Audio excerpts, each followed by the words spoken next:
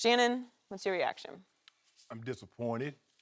It feeds into a old, outdated stereotype that women shouldn't be in a male-dominated field like reporter.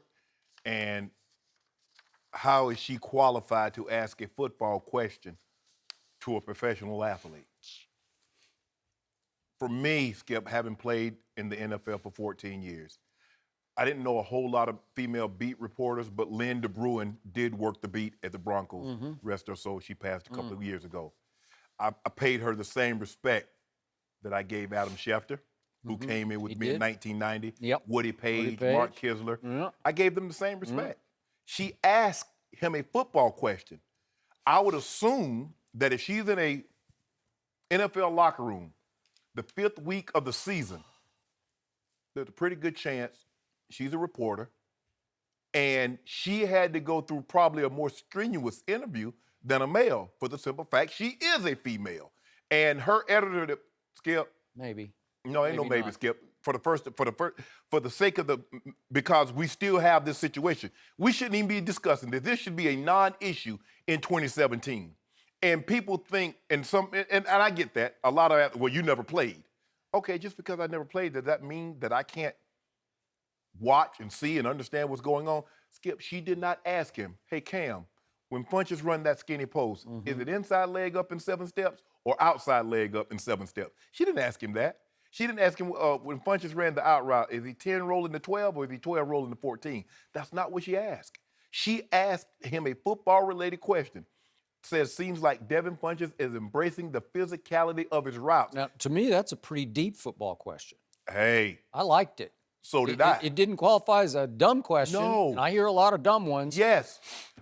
You get a lot more dumb questions, Skip. You know, you get to the Super Bowl, you get a lot of people that's really not reporters. They ask you, what's your favorite color? Will you marry me? And all kind of foolishness. But I would think during the regular season, Skip, it's more, these are people that cover the sport. This young lady and the gentleman that are beat writers, they cover on a day-to-day basis. So, and Cam should be familiar because if I'm not mistaken, she mentioned that she introduced herself to him last year when she started. And Cam still didn't know her name, but that's neither here nor there. You don't have to know everybody's name, but I think there's a certain level of respect that you should give her for the simple fact she's doing her job. She didn't ask him what's the ingredients in ratatouille. I know some people think that's, women, hey, you Now, cook. you would know the answer to that question. I like ratatouille. Right? Yeah. I don't really like ratatouille, but I just happen to know some of the ingredients that goes into it. Skip, this is sad because you remember in 2012, he also called a female reporter sweetheart. Cam, it's 2017. Women are embracing and getting into male-dominated fields. If you know, I don't know if you follow this, Skip, but for the first time, they had a female that completed the Marine infantry training. So she's going to be, first time, a lady. Give the lady credit. Cam, don't be disrespectful. It's funny asking, Skip, I could see if she was asking smash concept. Well, Cam, on the smash concept, when you got the guy to run the 5-yard hitch, to hold the corner in cover 2, and you got the smash in, which is the 7 right by, Skip, she wasn't getting all technical like that, Skip. And even if she did, how do you know that she doesn't go home and watch stuff? How do you know that she doesn't have a former professional a football player helping her understand route concepts? How do you know? You're assuming because she's a female, she couldn't possibly know what's going on. She asked him a football-related question. Give her a football-related answer and move on. Hey, say Funch is going home. He's from the Detroit area. Hey, he grew up watching Barry Sanders, watching Megatron. He's going to have family and friends, so he's excited. I'm glad to see, and plus, he's been coming in early. He's worked on his routes before practice, after practice. Keep it like that. But to seem that her asking a question is beneath you answering it because you chuckle like, it's funny. Anybody think funny? She asked you a football-related question. She deserved the football-related answer without the chuckle and without the taken abackness. Before I answer Joy's question, if you don't mind, Joy, I would like to hear your thoughts on this before I go.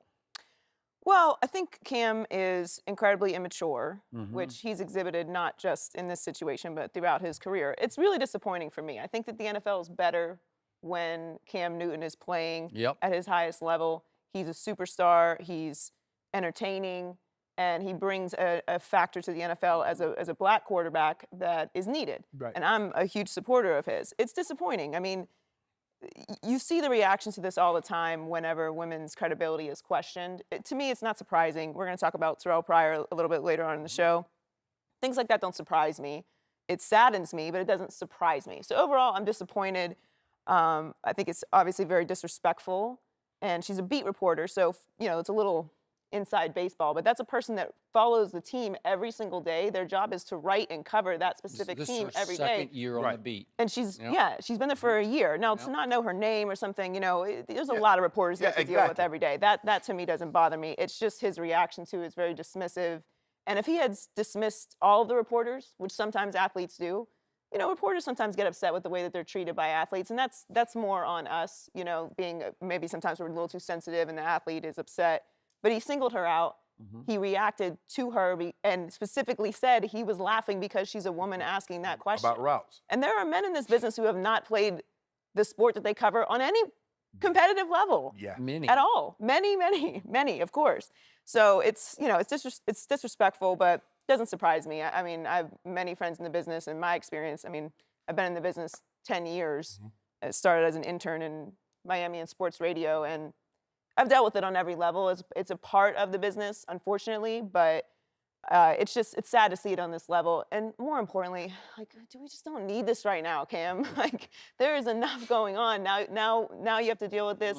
It shows his heart, unfortunately, because you could tell it was a natural reaction to her asking the question. He did. He revealed himself. Right. And at this point in his career, you can't use the excuse that he's not used to being around female reporters. Yeah. So it's still where we are. It's 2017. Unfortunately, it's still where we are. But I tell all young women that are getting into the business, they're going to deal with this on some level.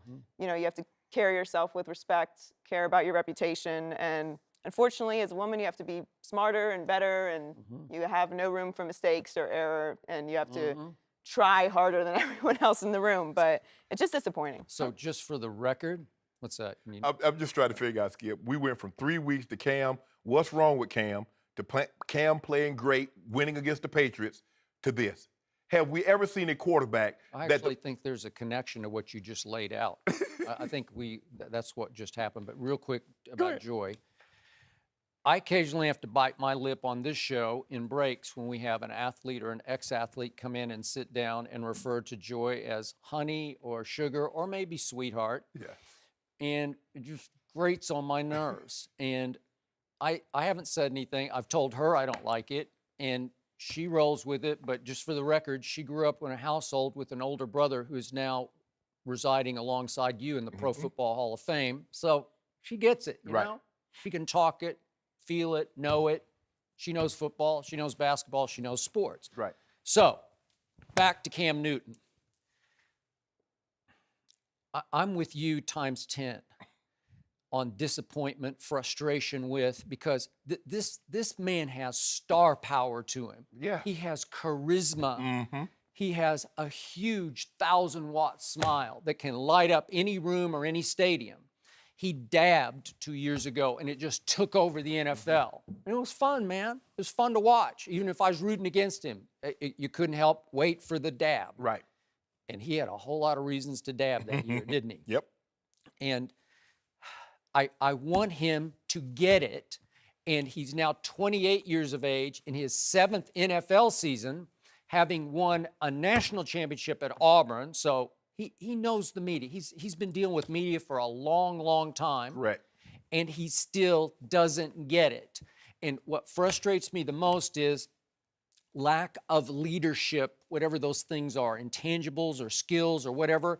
Whatever, I'm over the top. I love Dak Prescott. But what do I love most about him? His leadership abilities. He took over the franchise as a rookie, and he changed the whole culture of it in ways that Cam is still struggling to change in Carolina.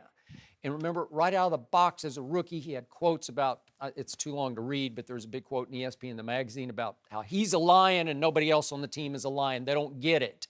And in the end, he said, I'm just trying to get everybody else on my level. This is 2011.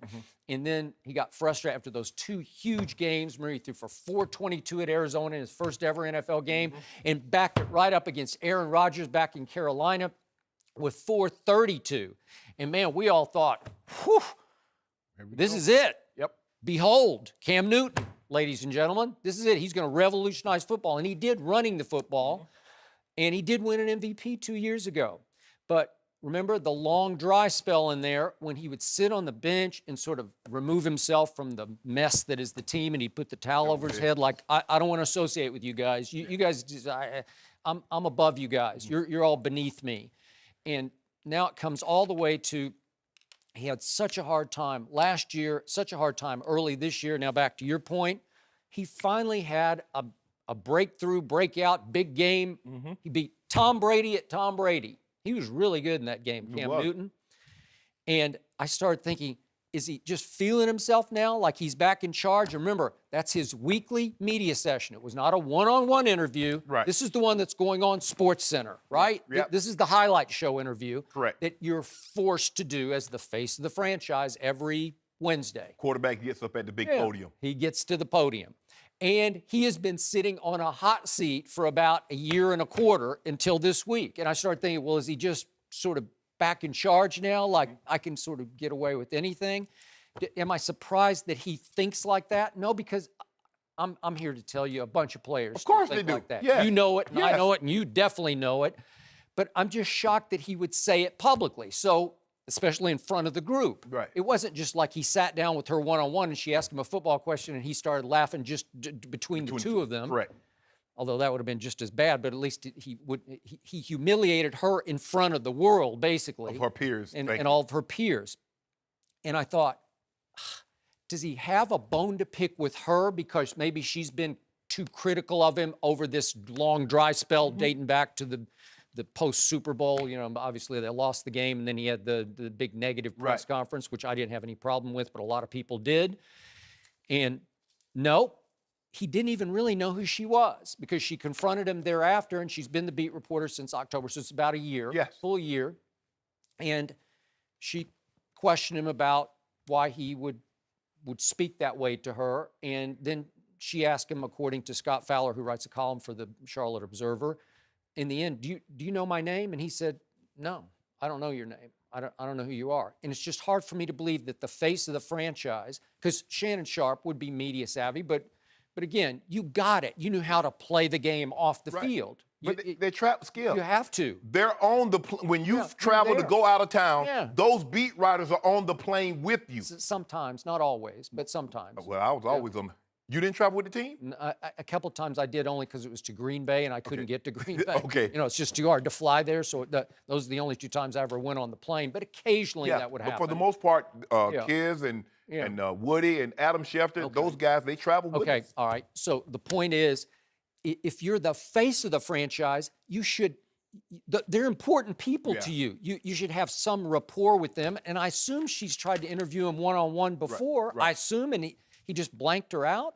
And so, again, he didn't seem to have any bone to pick with her. No. There's no negative because he didn't even know who she was. Thanks for watching. Subscribe here to get the latest from the show. Be sure to check out more of the best clips from Undisputed, or go watch a few segments from the newest show on FS1, First Things First, with Chris Carter and Nick Wright.